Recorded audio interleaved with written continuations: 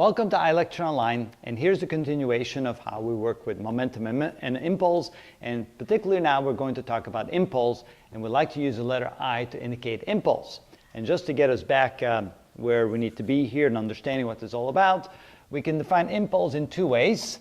Impulse can be defined as a force that is applied to an object times the amount of time that that force is active on the object, and we'll call that delta t. So impulse can be defined as a force acting for a certain amount of time on an object, which then causes a change in momentum of that object.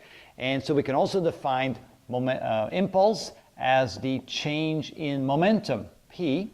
And of course, since p is mass times velocity, that means that impulse can be defined as a change in mass times velocity.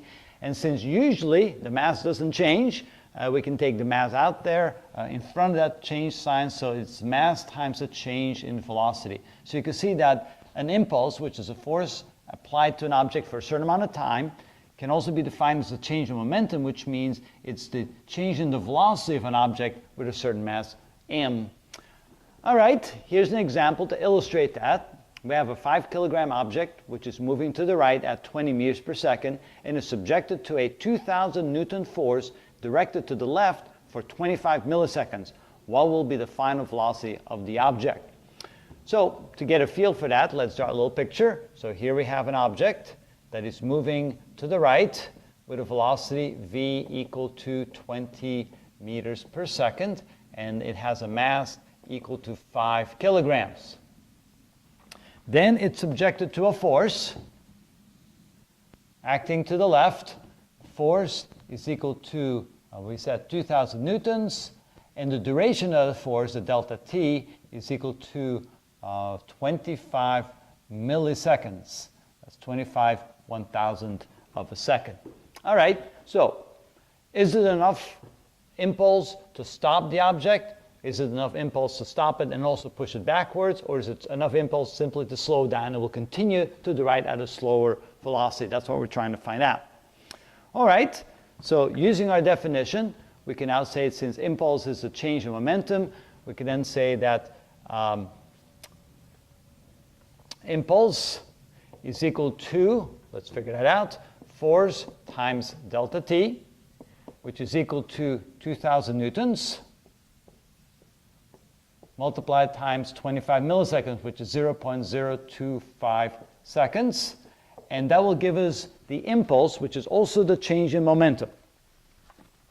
Okay, here's my calculator. 2,000 times 0.025 equals, so we get an impulse of 50. Now, since impulse has units of newtons times time in seconds, this will be Newton seconds, which can also be converted to units of momentum, which is kilograms meters per second. So this is equal to 50 kilograms meters per seconds. If you're not sure about that one, remember that newtons is units of kilograms meters per second squared. And if we multiply that times seconds, you can see that this times this does indeed give you the same units as momentum. All right, now we can say that the P final is equal to P initial plus the change in the momentum. And the change in momentum right here is defined as the impulse, change in momentum. So the initial momentum of the object is defined by the mass times its initial velocity, and then we add to that the change in the momentum. Notice that we have a mass of 5 kilograms, so we have 5 kilograms. We multiply that times the velocity, and the initial velocity was 20 meters per second. And then we add to that the change in momentum. Now we have to be careful. The initial momentum is to the right, and the change in momentum caused by impulse is to the left, so it's a negative quantity, a minus 50 kilograms meters per second.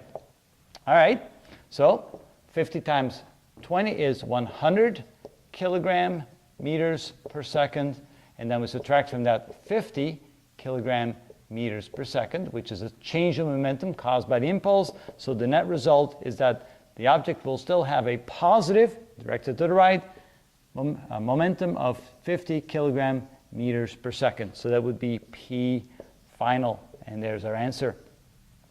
So you can see that, yes, there was a force imparting a change in momentum onto the object. It wasn't big enough. It only took care of half the momentum, and so it will continue to write with half of its original momentum that it had before.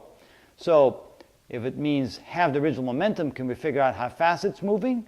Well, if it was moving at 20 meters per second, when it had a momentum of 100 kilogram meters per second, how fast is it now moving when it only has a momentum of 50 kilogram meters per second? And you can then say, well, it should therefore be half the velocity because the mass hasn't changed. So it will now be moving to the right at 10 meters per second. And that's what we can do with impulse. I think we need to show a few more examples of that. All right, let's try it.